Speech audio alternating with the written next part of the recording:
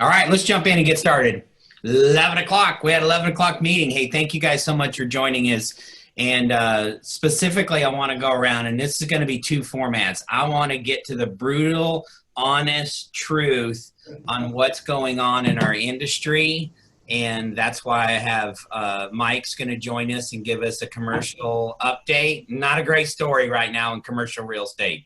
And then I also want to get Valerie's perspective when it comes to property management. And then just Liz, just kind of tell us what you're seeing and where's the opportunity. So, Mike, you ready? I'm ready. Okay, Mike, lay it on us. What are you seeing in the commercial real estate right now? So, my business took a big shift. We're doing a lot of investment and development stuff. Now we're just basically doing damage control. So we're renegotiating leases. We're getting letters from tenants such as Outback Steakhouse, Subway. A lot of the major restaurants are sending us letters that they're not going to pay rent for at least this month. And we expect those letters to keep coming for the next few months.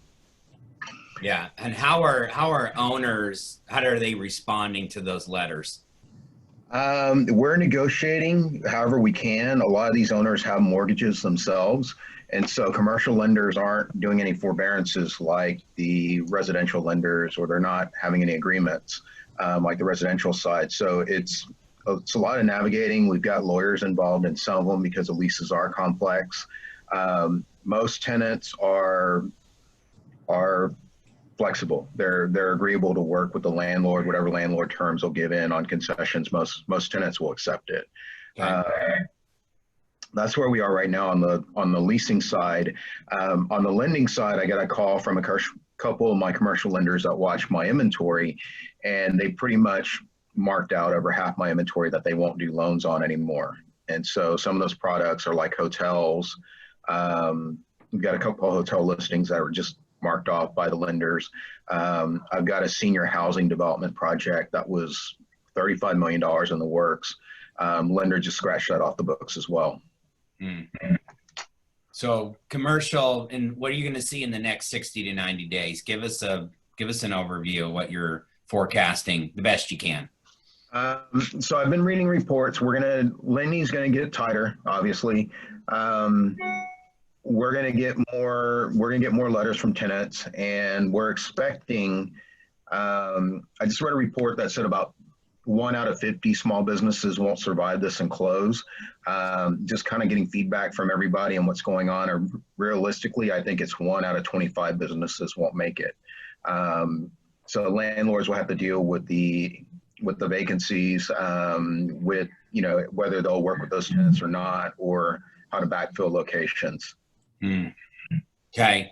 And then the impact, how is the oil and gas, how's that impacting commercial real estate? It definitely hurts. Houston's still an oil and gas town. Thankfully we're diversified, but it's, we're seeing right now the hardest hit commercial product is office space. So we're going to see that get hit even worse. Our strongest markets are industrial and retail, but now with this coronavirus, we're going to see retail take a hit. We'll probably see industrial slow down as well, just because of slowdown in imports and export. Okay. Hey, Mike, how does this compare to 2006 to 2008 when the commercial, especially Class A office buildings, took a huge hit?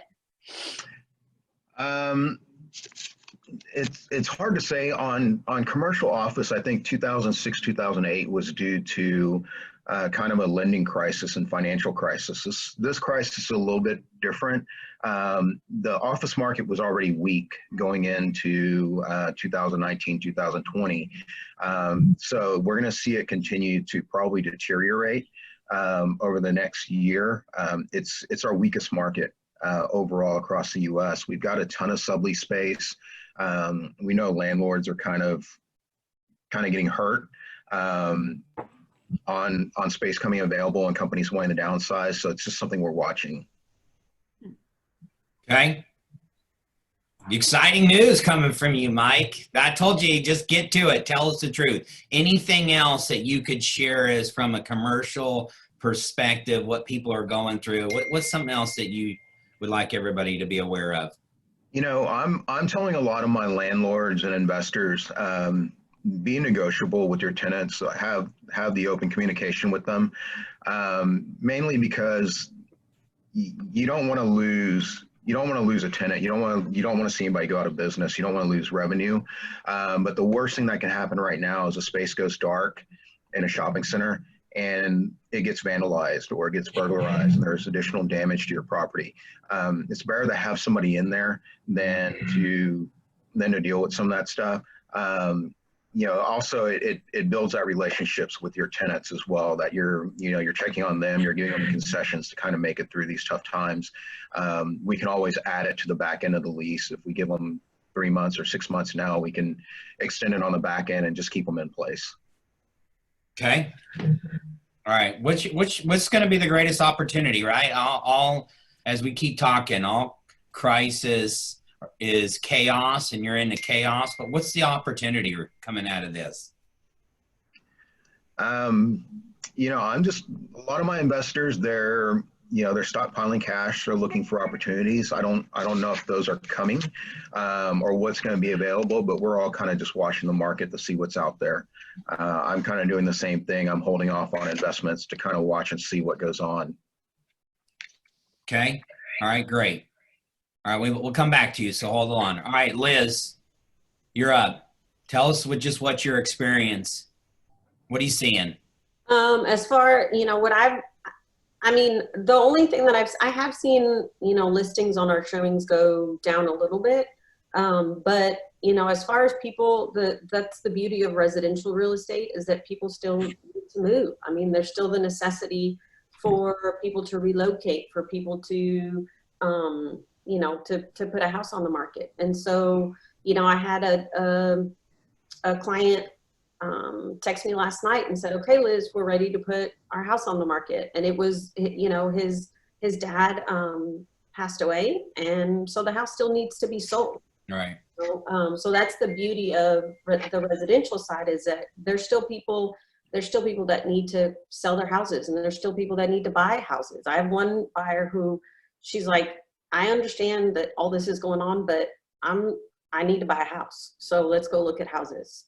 And the opportunity for us, and my team has been, I look at it that we've picked up a new skill, or we're sharpening this skill, which is the virtual, buyer's consult, the virtual listing presentation. We're role playing, we're script practicing. So for us, the residential side, I've seen a little bit of a lull in the showings for the listings, but other than that, it's still rocking and rolling. Okay. All right. Very good. We're still waiting for Valerie to jump on because I want to get her perspective. Okay. What do you think is the greatest opportunity coming out of this, Liz? A couple of things. First and foremost, as I invest in, residential real estate. And so I think it's going to be a great opportunity for my investors, along with myself, to pick up some properties that they wouldn't have normally been able to pick up. You have to have, the capability, the cash to do that. But for the investors that I work with, they're chomping at the bit. I mean, it's sad that people are going to hurt from this. Mm-hmm. And yet the opportunity is that there's going to be some good investment properties that are going to be able to be picked up. And another opportunity is, just for me and that for my team, sharpening the skills. That is, we're going back to the basics. I mean, Vince Lombardi, this is a football. That's for us is what's happening right now, is we are going back to the basics of picking up the phone, building the relationships, caring about the folks that we haven't talked to in a year, 2 years, 3 years, whatever that might be. That is a huge opportunity for us. it's funny because the timing of Bold, I did the 2.0 Bold with David Jones, and the timing of it couldn't have been, we couldn't have predicted it any better, of, the focus on the database and build the relationships and all that. That's what we're doing now, is we got to focus on the relationship, because yes, there are people that are still buying and selling, and yet there's other people who just want to hear your voice and say, are you okay? Is everything okay? And they will remember that. They will remember that you checked on them and said, do you need anything? How's it going? Sometimes we'll just, this isolation, I love my kids and I love my husband, but it's nice to have other human contact every now and then. And so they probably just want somebody to talk to, Yeah. That's great advice. Why do some professionals forget that very thing that you said? Why does some just go throw their hands up and put their head in the sand and not do the very element of checking in on people? So a couple of things that I think. First of all, there's fear, and I'll admit it. When after we had been at home for a couple of weeks, I was nervous, and that's just natural, right? Because we don't know what's going to happen. And what I learned from my coach, we had a call last week, and I told him that I was nervous, that I was, and he said, that's fear. And with fear, what fear is doing, it's asking you, what if this is our new norm? What if, you can't sell a house for a month? What if? And as long as we can answer that what if question, then the fear goes away. And so I think a lot of agents will put their heads in the sand because they have that fear. Well, I'm not going to be able to, sell houses anymore. That's not the way to approach it. The way to approach it is ask, what if? And then I am, everybody knows that I'm a control freak. There are certain things that I can control, and there's others that I cannot. So there's something going on now that I cannot control. And so I have to adjust to that and say, okay, Liz, this pandemic, this horrible thing that we're experiencing, you can't control that. But what part of this can you control? And the one thing that I can control is how many times I pick up the phone during the day. And what I can control is showing genuine, hey, are you okay, concern for my clients. I'm not going to call them and ask them for business right now. It's about caring about them. And that is something that I can control. And so it gives me peace of mind to do just that. And agents, it's a very easy conversation. You know what, Mr. Buyer, I haven't been the best at keeping up with you in the last couple of years, but I just wanted to check on you. You were on my mind, you were on my heart, and I just wanted to check on you and see how you're doing through all this. Very easy sentence, very easy conversation to have. And then they remember that. And not only are you helping them, you're helping yourself and you're helping your business, because we will get through this. We will. It's just a matter of when. And when that hits, we all have to be ready to hit the ground running. Because if we wait until it's over, then we're behind the eight ball. Yeah. All right. Good stuff. Okay. Totally agree. All right, Valerie, tell us right now, just tell us a little bit. First, give people perspective. You have a property management company, you and Ernest. So how many properties do you guys currently manage? We manage about 220. Okay. So just give us the nitty gritty. What are you experiencing from those landlords and the managing of those 220 properties? So we have tenants. So first of all, we're being coached. We started coaching at the beginning of February, and I'm glad that we did. So that has really helped us with mindset at this moment. So one of the things that she first mentioned, she's like, you should definitely reach out to all the landlords, all the tenants, keep a good line of communication, which we've had. We've reached out to majority of the landlords and then the tenants as well. We sent them letters by email, and then reached out to them by phone. The tenants that are having difficulty or anticipate having difficulty, we're trying to work out a win-win situation and contact the landlord and see what's the best option for them. And then with the landlords, we're reaching out to them to check up on them, to see how they're doing. And then also to let them know that as soon as, if we do hear from the tenants that they're having difficulty, we'll be reaching out to them as well. Yeah. That's what What's some solutions you can come up with if somebody's out of work, they can't pay their rent? Give us some ideas. What's your thinking around that is what I'm really after. So whenever it comes to tenants that are out of work at the moment, you know, we're gonna, and we have to check with the landlord to make sure that they're agreeable. But maybe putting April's month of rent that's due on the back end, or splitting it up within several months of payments, right? Once everything starts becoming a little bit more normalized. Okay. So those are ideas, you know, or just a reduction in April, May, June, you know, and the owner agrees to take that loss. So it's better than not having any rent at all. Yeah. Yeah. Okay. Totally agree with that. What do you think's the greatest opportunity as we come through this? Connecting with people. And I mean, I think that there's so much to learn from it. And in my mind, the way that I see it is that there's always a positive thing out of every situation. And you see so many people uniting and spending quality time with their families. But in the sense of, you know, I count my blessings, and I told my kids to count their blessings. They were complaining about a week ago to a week and a half ago how bored they are. And I'm like, you know, we have a roof over our head. We have food on the table. There's so many things to be grateful for. And this is going to be a blip in our life 5 or 10 years down the road. You know, we're going to look back, and we should enjoy those moments. And we watch service online, and it puts things into perspective every single week. So I think there's so much good that comes out of this situation, even though unfortunately a lot of people are being affected by it financially, right? And connecting with your clients, contact your sphere, you know, make sure that they understand that you do care about them.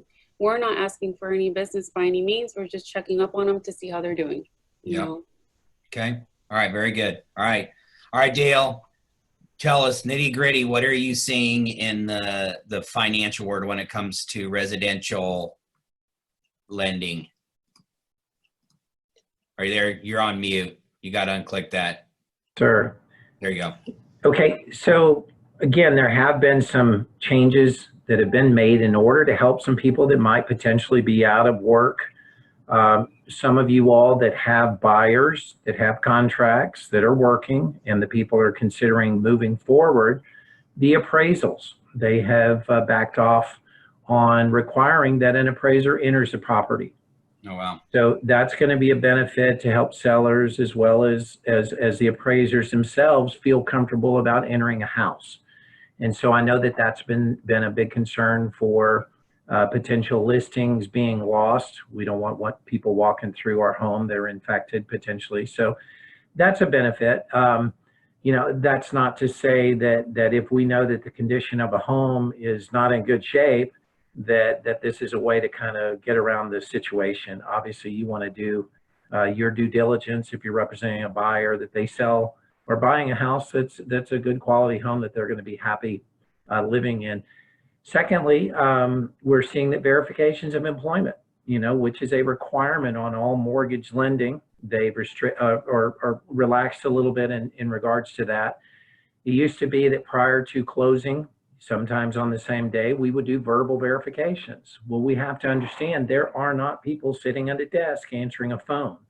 So the lenders, Fannie Mae, Freddie Mac, FHA, VA, they've all allowed that if we can get some confirmation that's email, that is acceptable for those people that are working at home. So buyers need to know where we can contact. The lender can contact someone to verify that they still do have a job. So some of the unfortunate side is going to be that if the person has been laid off, that is not going to be viewed as negative only in that they cannot close until they return to work. So that's something that I want, you know, all agents to understand that the lending is risk-based. And this is just an unprecedented amount of risk, potentially, going back to 2008 and some of the issues that we had then with people losing jobs. Lenders are looking at wanting to get paid back. And the issue there becomes, we need to know that you are viable at your job. Again, I think last time we spoke, having some compassion. We don't know what these people are going through. We don't understand their level of anxiety, of not knowing where the next paycheck is going to come from. And so being patient with some of the people. Our buyers are out there. Again, they're in uncertain times. If they need a little bit of your understanding as to what they're going through, just lend them an ear, let them speak, and you may be able to work through these things. Investors, that's a big issue that Mike just brought up. Some of the things that are going on in regards to investors right now, one of the requirements has always been that there's a 6-month minimum reserves requirement. And that reserve is to actually cover times when you have no renters. And so as crazy as it is, right now, tenants are saying, I have no way to make the mortgage payment or your rental payment. And so the investors, for this reason, they're asking for investors to have money to make the payments. This may be something that in the future we see that the reserve requirements for a person that wants to become an investor increases for crazy times like this to make sure that they've got the funds to be able to support payments to the lender. One of the big questions we get from people interested in refinancing loans, we've all heard that rates have gone down just incredibly low. Well, right now they're kind of artificially held at a higher level. The lenders can't handle the volume. There are issues with pricing loans on the secondary market right now. So the idea that rates have gone to zero is a misnomer. You need to talk about what that truly means, in regards to the mortgage world and where rates are. If everybody jumped on the bandwagon and refinanced a home today, there would be certain aspects of the financial lending that would be hugely impacted. You would have businesses going bankrupt. You would have foreclosures happening. So there are opportunities that will come. There's just a lot of uncertainty right now as to where rates were going. When you look at the financial data, again, looking to see what the stock market's doing or looking at what the 10-year bond is doing, those figures say that our interest rate should be at 3.25 or 3.0% for a 30-year term. With a little time, we will get to those rates everywhere that we've talked to. That is the prediction of where we will be. It will take some time to get there.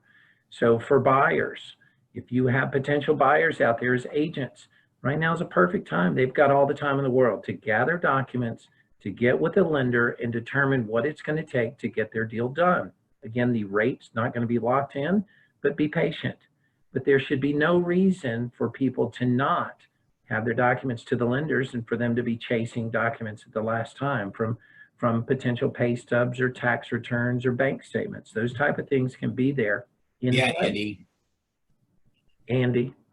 So the thing that I also though want to stress is that as buyers are out there, they're going to be wanting to know what rates they have. Where do we stand? And we are going to give them a rate based on the current market conditions.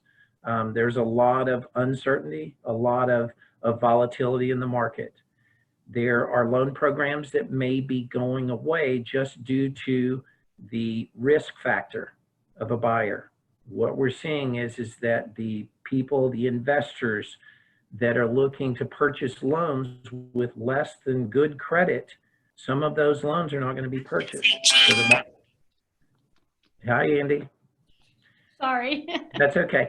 So the market for loans for people with lower than 660 credit scores, you might see that specific lenders and investors are not going to be purchasing those loans. Those loans, FHA is having consideration that they're saying that they may not do loans below a 660 credit score. So again, another reason to reach out, discuss with your buyers, with their lenders that you're working with, where do they stand, and determine what do we need to do to move forward if in case this is something that really happens, increasing FICO scores. Okay. All right. Good stuff. All right. We're going to you, Peggy, if you want to turn that off. Here we go. Hey, Okay. Peggy, Okay. Peggy, give me a good, first off, tell everybody who you are. Tell us a little bit of your background, how long you've been in the business. Well, I'm Peggy Lush, and I'm the branch manager, escrow officer for Fidelity National Title here in Sugar Land. I've been doing this for 35 years, so just a little while.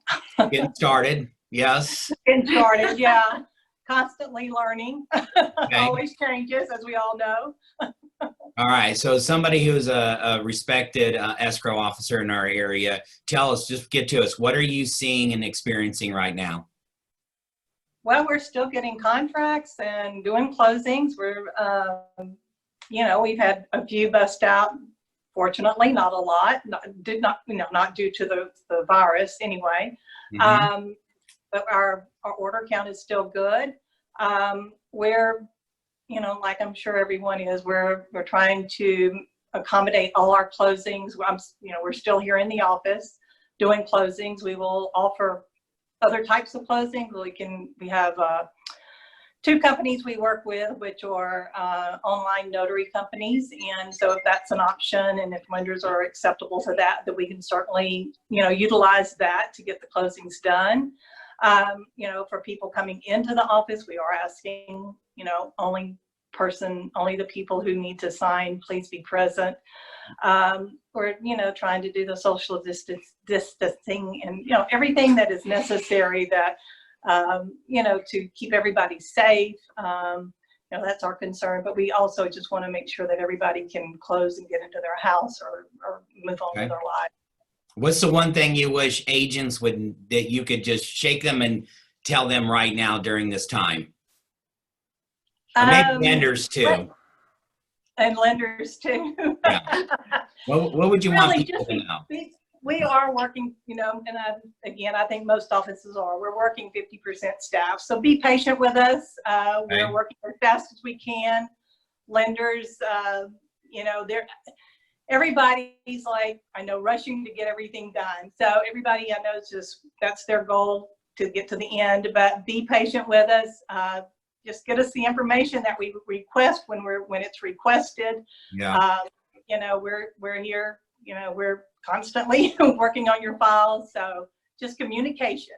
Please communicate with us if there's anything that we need to know. If someone feels like they can't come to closing for whatever reason, whatever the reason may be, please let us know so we can, make arrangements. Sometimes with the online notaries, they're, as you can be aware of, is they are overloaded. So it's taking them a little longer to get things set up, but it's still happening.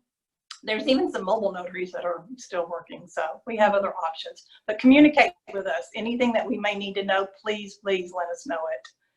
Okay. I have a question. Yep. Are you having any trouble getting HOA certs? Not yet. Okay. Not yet. Yeah. Okay. All right. I'm just going to open this back up to give me, we got like over 110 people panelists on this as well. And you're kind of listening to this and you're absorbing it in the role you're into today. Give us, and I'll open up at the same time. If you want to ask a question, do that in the chat. We have a question, I'll read through there and we'll address those at the same time. But give me your perspective as you're thinking right now and you're sitting and hearing all this. What do you want people to take away? Mike, go to you. You're Mr. Doom and Gloom to start it off. So. Well, like everybody's emphasized before, is communication, right? We know everybody's having financial trouble. We know businesses won't get through this. So communicating with our tenants, communicating with our lenders. Most of our commercial loans or most of our commercial properties that have loans are subordinate to the bank. So a lot of those tenants knocking on the landlord's door saying, I can't pay, I'm having to walk with those landlords to the bank and kind of talk to the bank about how we're going to handle this. One thing I was thinking of for investors, I don't do much residential, but I have a lot of residential investments. And so this was brought up in an online chat group, but the question of fair housing. And so if I own a portfolio of 15 homes and I decide to give a concession to one particular homeowner or two particular homeowners and say, hey, I'm going to cut your rent in half, or I'm going to work out an agreement with you. I was advised to do that across the board with all my tenants, so I don't create a violation. I'm a little more sensitive to it because I'm also a licensed agent, but that may be something that we let our landlords know who own multiple properties as well. That can be an issue on the residential side. Okay. All right. Good stuff. All right, Liz. We did see your kid, by the way. That was Yeah, cute. Good job. that's actually one of the things that I was going to say is, you know, Yes. this is our new reality, at least the reality for now. And, you know, you saw my son in the background, and it's okay. It's Yeah. okay to not be perfect or the way that you, I mean, I would never, normally I would never, you know, be on a call when my kids are around. And yet that's just one of those things that's going to happen right now. It makes us human. And you know, it's okay. And that's the first thing that I want to say, that it's okay if it's not the way that you normally do it, but still do it. Still practice, you know, get in the routine, keep your routine as much as you can. You know, I still get up at the same time. I still, you know, I may not put makeup on as often as I do. Y'all are lucky that I have some on today, but you know, that part of it may be a little bit different, but try and keep the same routine as much as possible. And then just know that this too shall pass. You know, that's what I tell people, and I tell myself, this too shall pass, and we will be okay. Okay. And now is the time where I would just reiterate, you know, I would just reiterate, make connections with your people, with your clients. And if you have clients that are hesitant, you know, that are say, well, I want to wait. I want to see what happens. I want to empathize with them. You know, it's okay to throw in an objection handler every now and then. But I've had a lot of clients tell me that they appreciate the fact that I've told them, it's no problem. I don't want you to be uncomfortable. I don't, you know, I know that this will pass and I will be here. I will be ready when you are ready, and whenever that time is, because the business will still be there. It's just a matter of when. And then the third thing that I would say is right now, you know, when you do get the opportunity for business, you got to hustle a little bit more. You gotta light that fire a little bit more than you normally would. Because you know, there's times where, you know, I have business where, you know, I may handle things a little bit differently, but right now, whenever an opportunity comes, take it and hustle harder than you might normally do. Because what'll happen is that hustle will become your new normal, and that hustle will stick with you when this all goes away, and it will. Okay. All right. Great. Valerie, what do you got for us? Yeah, I mean, so in reference to being flexible, you know, we've taken out computers from our office, you know, our main computers, and so we've taken them home for our kids. And so that's one of the reasons why I was having difficulty logging on earlier, trying to find a computer that has a monitor that has video. Anyways, so I was running some numbers. The first week of March, we had a total of 2,417 active listings, and the inventory has dropped. So of course, our listings that we've been struggling with, they've gone under contract because there's a shortage of active listings. So as of last week, it was 1,609 active listings, combining Harris County and Fort Bend. In reference to the pending listings, we've been able to keep a good count of pending listings. In the last week, it did drop a little bit. So at the beginning of March, it was a total of 1,550 active listings. The week after was 1,365. After that was 1,307. And then last week it was 1,100. And then if you're going to compare that from the last year pending transactions, that the pending transactions for last week was in 2019 was 1,487. So it's dropped down a little bit, but it's not a drastic drop.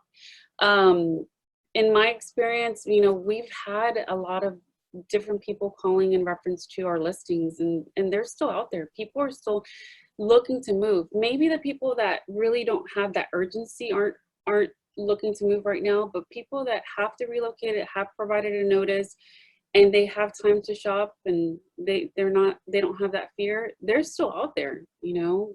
I'm actually going to send a buyer lead to Dell. I don't see him right here, but I'll be sending him a buyer lead right now after this call. So and I believe that you should just keep on doing what you do. It's really hard whenever you're at home and you have your children, you know, and you're doing online learning with them and trying to manage your schedule, you know, with the amount of workload, but you have to push through. If you don't push through, then, you know, you're going to have some negative side effects from not doing the actual duties that you're supposed to be doing, you know, on your everyday life.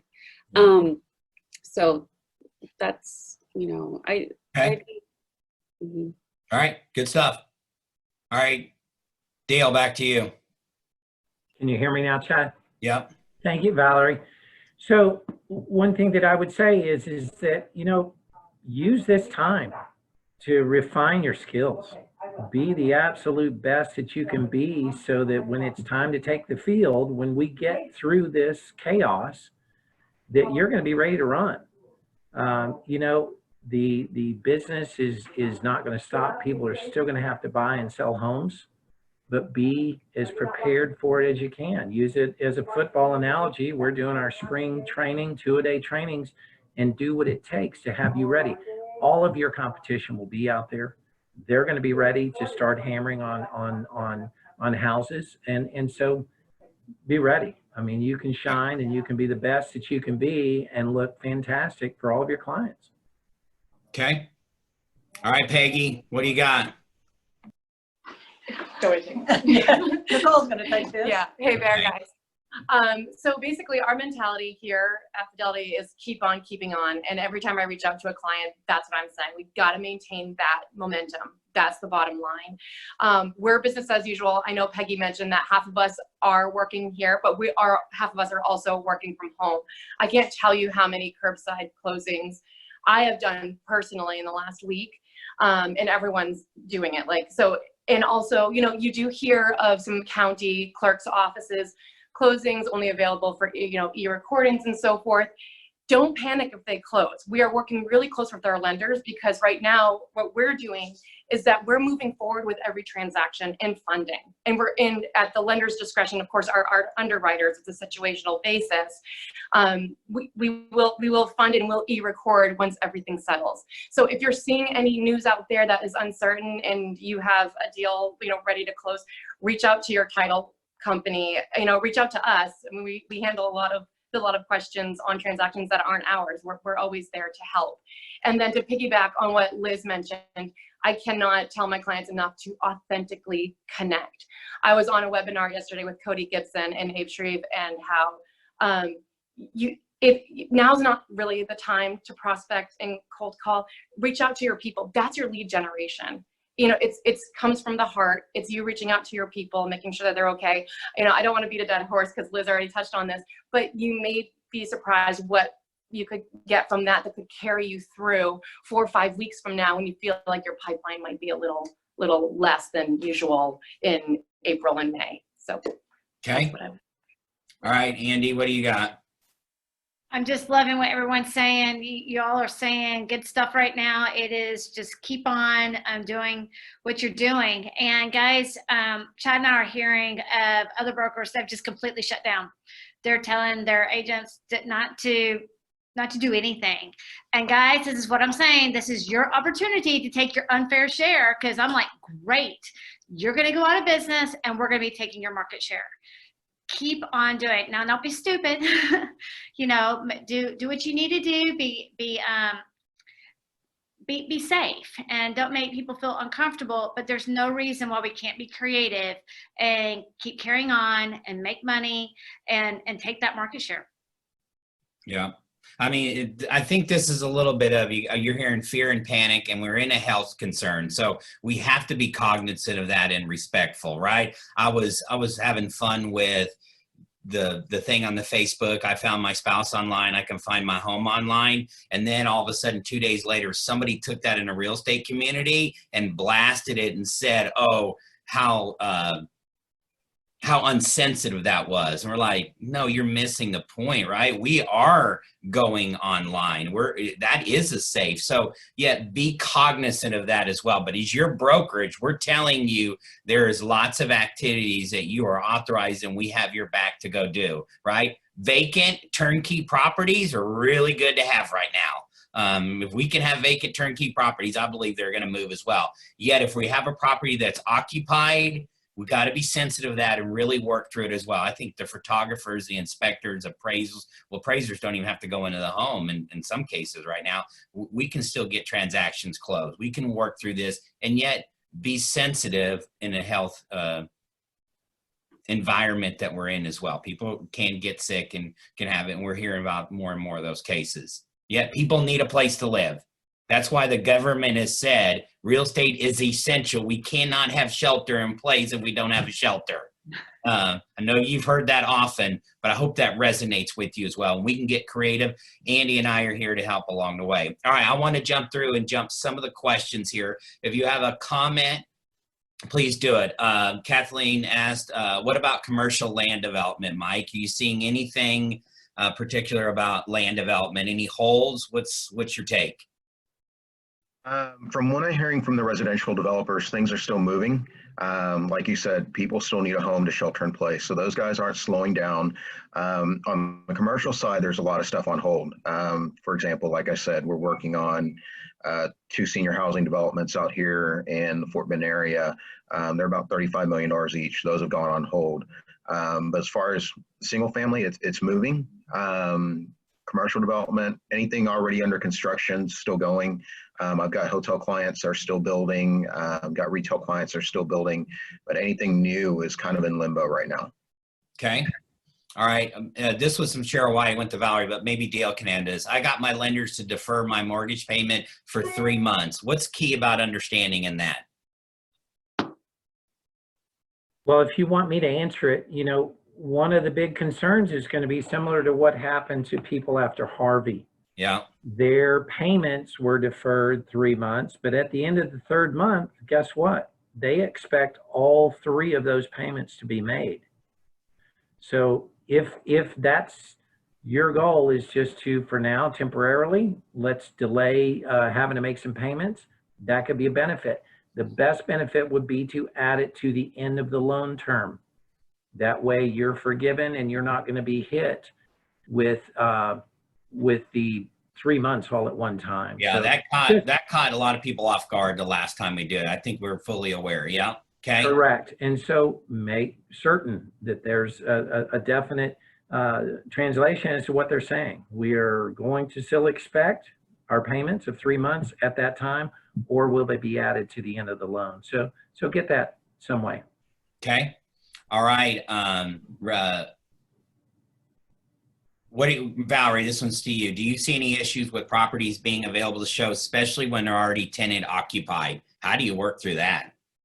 Oh, well, with tenant occupied homes, I mean, they don't have any motivation or desire to be showing their home during this time. So we luckily, we only had 2 properties there that were tenant occupied. So we went ahead and pulled them. And then we had 2 other listings that were for sale, and they had people that were in a high risk factor. So we went ahead and removed them. I'd rather have peace of mind than, you know, infect somebody that shouldn't, you know, just take that risk. So we'll be placing it on the market later on in the future, but we have tons of vacant listings. So those haven't been affected, right? Yeah. Okay. All right. Next one is contract closing times. Should we add more days for our contracts to be closed? We'd want to jump into that. Dale?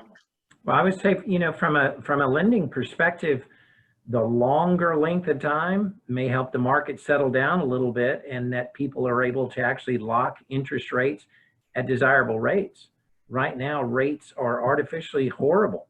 So, going in and putting a short or a quick closing time is not a real benefit potentially to the buyer. We don't know how long this is going to continue to go on. Having the actual moving process may be delayed, finding movers or being able to actually move in. So my opinion would be, look at a 45-day closing. Okay. All right. Good stuff as well. All right. I'm reading some more through here as well. Hey, Chad, what about Peggy? Are you seeing delayed closings? No, Okay. we've been very fortunate. Lenders are getting this stuff to us and we're being able to get them closed. So. Okay. That's Yeah. good. I think for agents, for us on what I've been doing with clients is just setting the expectation that it might take a little bit longer. That way there's not, as long as you set that expectation from the very beginning of, hey, traditionally we're at 30 days. That's what we're used to. But it may take a little bit longer right now. We may see 15 additional days, a couple weeks or something like that. As long as you set that expectation from the very beginning, there's no surprises. So that if there is the need to extend a week, 2 weeks, whatever, they're not like, whoa, you told me 30 days. It's all about setting the proper expectation from the very beginning. So I have been telling clients, both buyers and sellers, we're normally at about 30 days, but it may take a little bit longer right now as we kind of work through the market and the pandemic. So That's especially important with our sellers. Just letting them know, even though this contract says 30 days, don't be surprised if we'll have to extend this. Tell them up front, so when it happens, they're not freaking out thinking that it's going to bust or whatever. So it's just the market right now.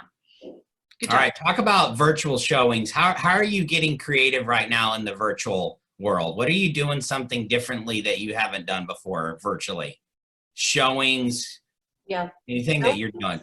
Showings. I mean, I had a buyer on one of my listings yesterday who wanted to take a look at the property, and he was nervous about actually visiting it. And I said, no problem. I'm happy to go to the property and do a virtual showing for you. FaceTime. Are you open to that? And he said, oh yeah, I didn't know that you'd be willing to do that. And that was on the buyer side. And then on the listing side for one of my, here comes my son. He's gonna say hi. It's okay.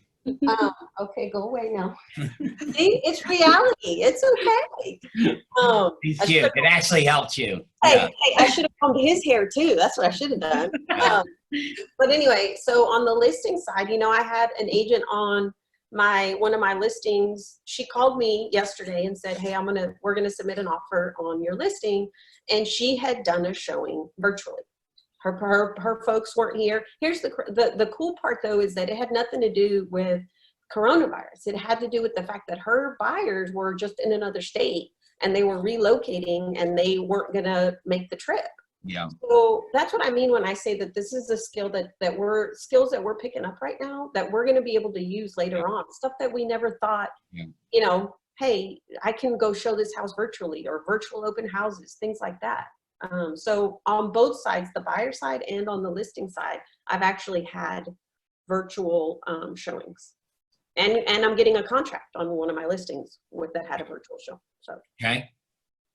All right. Anybody got I've got a couple of screens I want to show you as a typical team meeting format.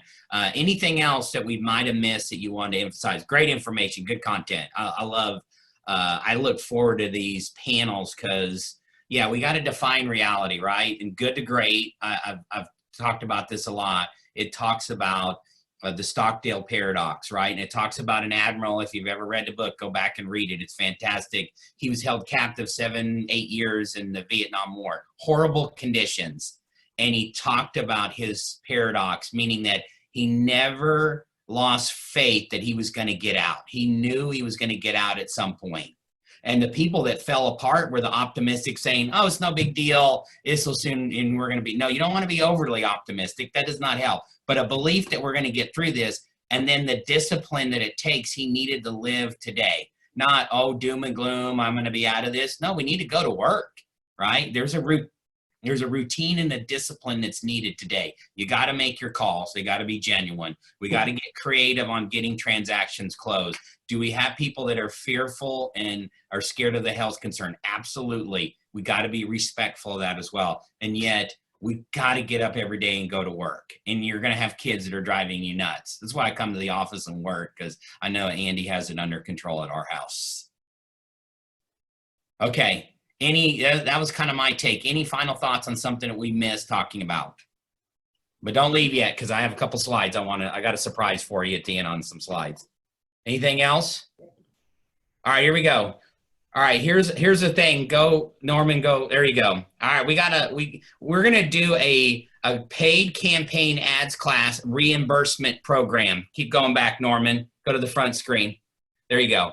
So on our command, here's our thing. Instead of doing a bold reimbursement, we're gonna do a command reimbursement. So for all our Keller Williams agents, right? If you run a paid ad through command, you're gonna get reimbursed up to $200. So here's the thing is, you have to prove to us that you went to command and you're running an ad.